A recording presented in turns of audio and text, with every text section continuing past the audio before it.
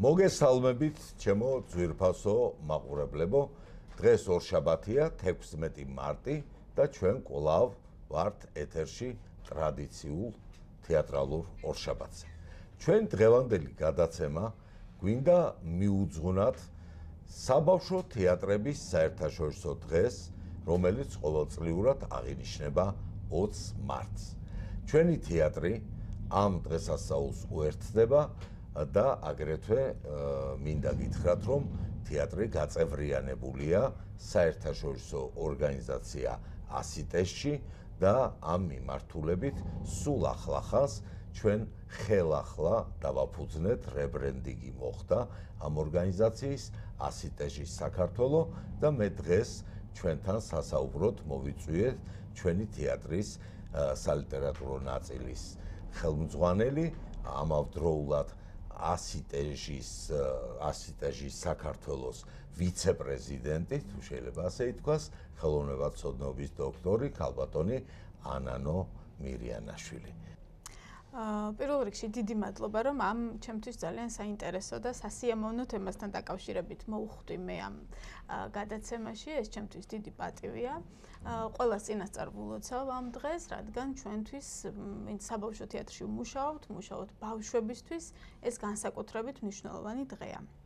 რაც შეეხება ASITES-ს, ეს არის ორგანიზაცია, დიდი ორგანიზაცია, რომელიც შეიქმნა ჯერ კიდევ 1965 წელს და მაშინ უკვე რამდენიმე ქვეყანას აერთიანებდა, მათ შორის საბჭოთა კავშირსაც და ჩვენი თეატრიც და საქართველოც სწორედ აი ამ საბჭოთა კავშირის გავლით გახდა ASITES-ის წევრი და ამიტომ განსაკუთრებით ხაზგასასმელია ისიც, რომ დღეს მოზარდ მაყურებელთა თეატრი ASITES-ის წევრია, როგორც უკვე ქართული სექციის წარმომადგენელი და ეს, რა თქმა უნდა, დიდი დამსახურება არის ქართული საბავშვო თეატრის, რადგან უკვე 90-იან წლებში, როდესაც დაიშალა საბჭოთა კავშირი და როდესაც საქართველოში იყო, რა თქმა უნდა, დიდი არეულობა და რთული პერიოდი საბავშვო თეატრისთვის და მით უმეტეს საერთაშორისო ორგანიზაციებისთვის მაინც და მაინც არავის ეცალა. ამიტომ აი ახლა ჩვენ შეიძლება ითქვას, რომ ვდგამთ პირველ ნაბიჯებს იმისთვის, რომ ჩვენ მსოფლიო საბავშვო თეატრმა გაგვიცნოს როგორც ქართული საბავშვო თეატრის ნაწილი.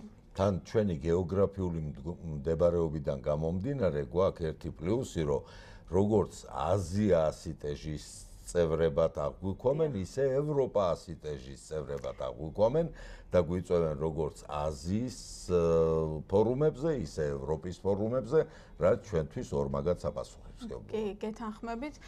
ეს ძალიან კარგია ჩვენთვის, რადგან ვართ შუაში და შეგვიძლია მოვიცვათ ორივე მხარე, თუმცა მაინც ჩვენი თეატრი, ასე ვთქვათ, ქართული საბავშვო თეატრი უფრო მეტად ევროპული სტილის საბავშვო თეატრია, ვიდრე აზიური, თუმცა რა თქმა უნდა ჩვენთვის ძალიან საინტერესოა მათი გამოცდილების გაზიარებაც.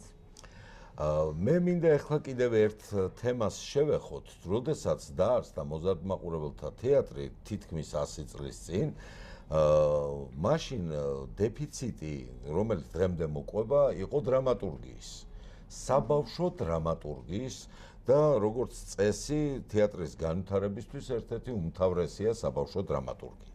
მე მახსოვს ისტორიაში სამიკითხავს, როდესაც რეჟისორი ბორის გამრეკელი, რომელიც იყო ამ თეატრის რეჟისორი, აქტიურად მუშაობდა მწერლებთან, განსაკუთრებით გიორგი ნახუცრიშვილთან, რომელთანაც მიდიოდა მსჯელობა და მუშაობა იმაზე, რომ თუნდაც ქართული ხალხური ზღაპრები ექციათ საბავშვო პიესებად და იგივე ნაცარქექია ჭინჭრაქა, რომლებიც დაიდგა პირველად სწორედ მოზარდ მაყურებელთა თეატრში ამ ორი ადამიანის თანაავტორობით და ისინი ორივე აწერდნენ ამას ხელს, ნელ-ნელა დაიძრა თემა საბავშვო სპექტაკლებისა ეროვნულ მასალაზე. თუმცა ერთ-ერთი უმნიშვნელოვანესი იყო პროზის ინტერპრეტაციები და ამ ხრივ ჩვენი თეატრი იყო ალბათ ერთ-ერთი პირველი, იმიტომ რომ პირველივე სეზონებში ალექსანდრე თაყაიშვილმა სიმონ თვარაძეს შეუკვეთა მაშინ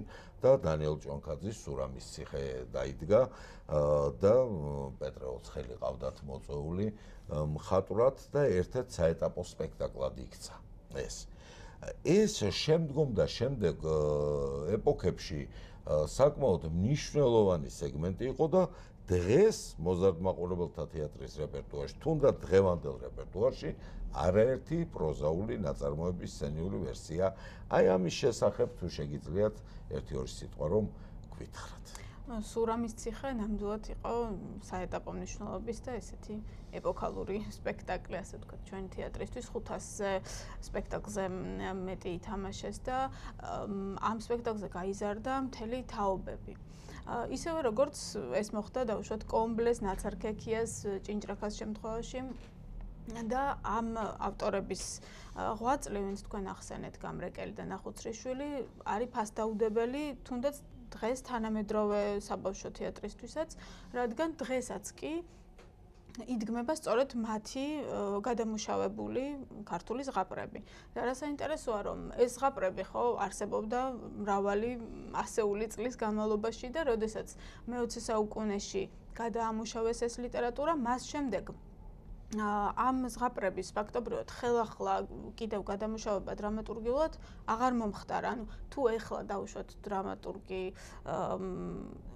თუ ახლა რეჟისორი იღებს დასადგმელად თუნდაც ჭინჭრაქას ან კომბლეს, ის იღებს სწორედ ნახუცრიშვილის და გამრეკელის ვერსიებს და შეიძლება რაღაც კორექტივები შეიტანოს, მაგრამ ისევ ხელმძღვანელობს იმ ვერსიით.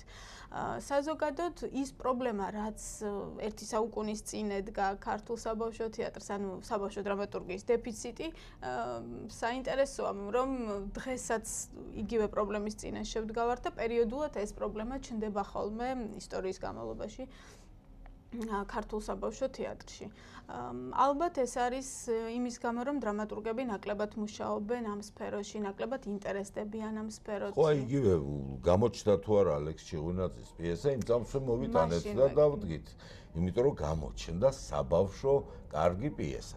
ამიტომაც ჩვენ ძირითადად ვართ პროზის ინტერპრეტაციებზე.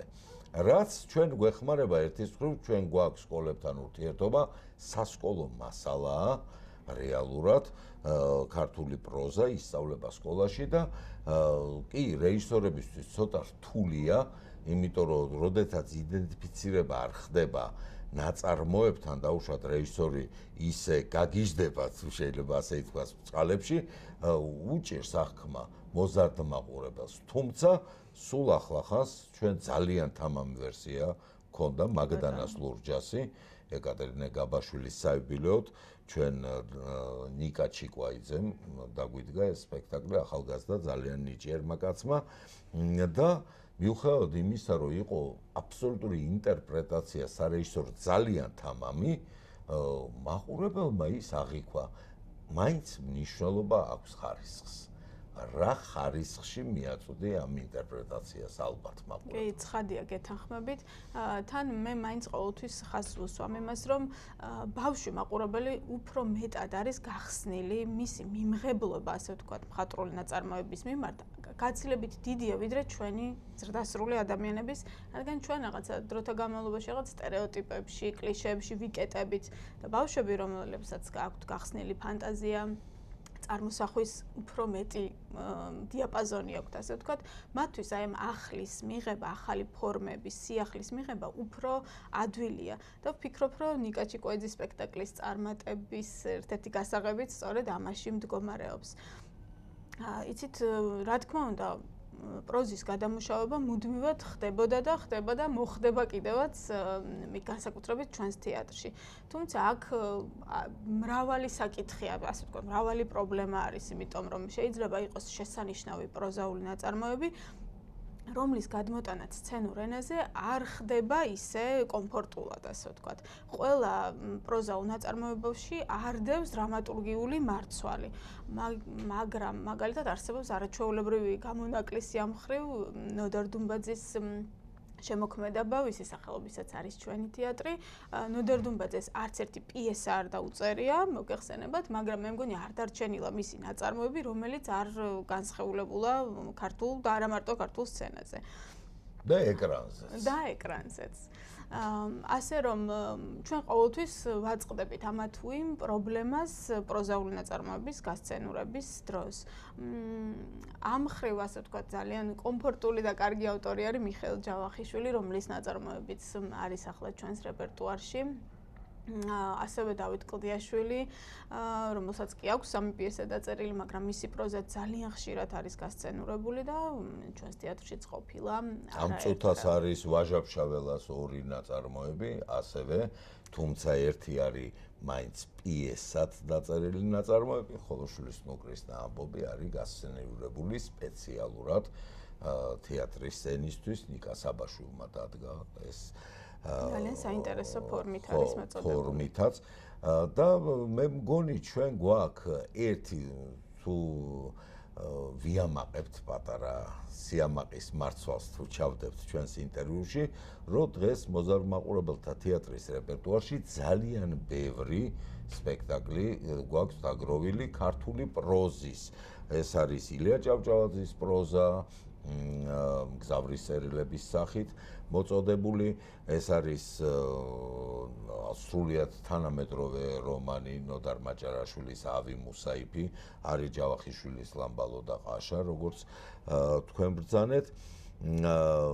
ჩვენ ვემზადებით საკმაოდ ფრთხილად, მაგრამ მაინც იაკობ ცურტაველის პროზასთან შესახვედრად და ეს ამ სეზონში ალბათ იქნება. მაგდანას ლურჯა უკვე ვახსენეთ, რომელიც ასევე არის ჩვენი თეატრის რეპერტუარში და მე ვხედავ მზეს ნოდარ დუმბაძის, რომელიც გადის უკვე 12 სეზონია და ინიშნება თუ არა პირდაპირ ბილეთების დეფიციტი იქმნება. ასევე ძალიან საინტერესოა სწორედ აი ახლა პრემიერა, რომელიც სულ ცოტა ხნის წინ შედგა ჩვენს თეატრში. ესეც შეიძლება ითქვას, რომ არის პროზის ასე ვთქვათ გადამუშავება დრამატურგიულ ენაზე, თუმცა ძალიან საინტერესოა იმ მხრივ, რომ სულხან საბას იგავარაკი არის აღებული სიუჟეტურ ხაზად, მაგრამ მისი ტექსტი სულაც არ არის ამ სპექტაკლში.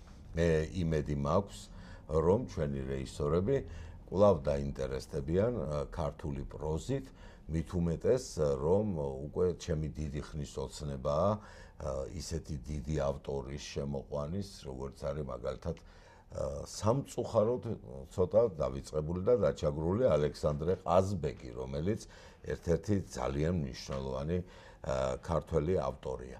ჩვენი დღევანდელი გადაცემა აი ამით დასრულებულია. ჩვენ შევხვდებით 23 მარტს, ორშაბათს. კარგად გრძანდებოდეთ, იარეთ ჩვენს თეატრში და ეს არის სპექტაკლებს ძალიან ბევრ საინტერესო მსახიობს თუ ახალგაზრდა რეჟისორს გაიცნობთ.